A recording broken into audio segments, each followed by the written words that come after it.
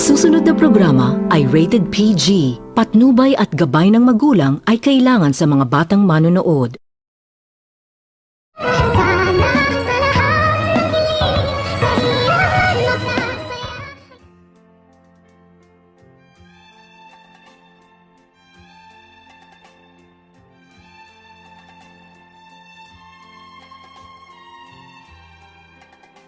Pagkatapos nitong malaman ni Annalyn ang katotohanan na itong si Annalyn lamang ang totoong anak ng kanyang ama na itong si Dr. Tanyag, kung kaya't agad naman din itong naisipan ni Annalyn na ipaalam sa kanyang ina na itong si Lynette, at dito gulat naman din itong si Lynette ng tawagan ng kanyang anak, at nang makausap na nito ni Lynette ang kanyang anak na itong si Annalyn ay agad naman din itong sinabi ni Annalyn sa kanyang ina na kailangan umano nitong pumunta sa Ipix Medical Hospital dahil mayroon umano itong dapat malaman, at ikakagulat umano nito ng kanyang ina ang kanyang malalaman kapag pumunta umano ito sa Ipix Medical Hospital.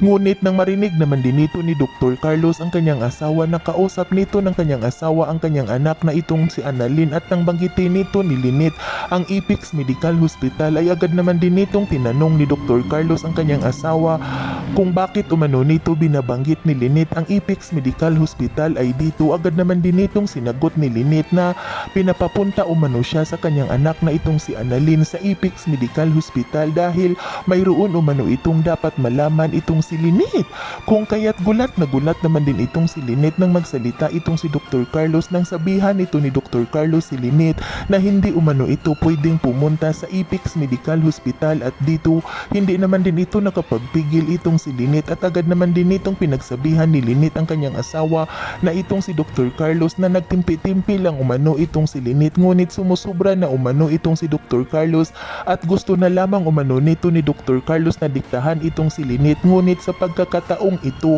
ay hindi umano nito papayagan ni Lynette na mabigo ang kanyang anak, kung kaya't agad nitong sinabihan ni Lynette ang kanyang asawa na itong si Dr. Carlos na sa ayaw umano at gusto nito ay pupunta umano itong si Lynette sa Ipix Medical Hospital, at agad na itong lumabas at agad na itong umalis itong si Lynette, kung kaya't wala na itong nagagawa itong si Dr. Carlos at pinagmamasdan na lamang nito ni Dr. Carlos ang kanyang asawa na itong si Lynette na papalabas sa kanyang pamamahay, at nanggigiliiti ito ng galit itong si Dr. Carlos, ngunit wala na itong nagagawa pa dahil nakalayo na ang kanyang asawa na itong si Lynette, kung kaya't agad naman din itong naisipan ni Dr. Carlos na kailangan umano nitong sundan ni Dr. Carlos ang kanyang asawa sa Ipix Medical Hospital, baka makikipagtagpo na naman umano ito sa kanyang ex na itong si Dr. Tanyag, kung kaya't nang makarating na itong si Lynette sa Ipix Medical Hospital ay agad itong pumasok sa loob, ngunit nang makapasok na itong si Annalyn sa loob ay gulat na gulat ito ng kanyang makita at marinig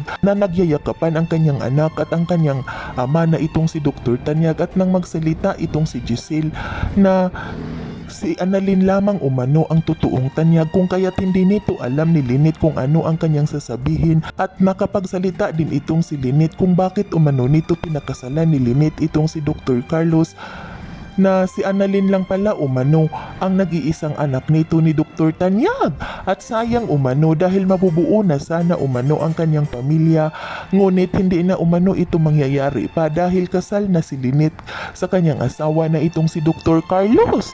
Yan ay ating aabangan sa susunod pa na pangyayari sa kaganapang ito ng abot kamay na pangarap. Huwag mong kalimutang isubscribe at i-hit ang notification bell ng aking channel.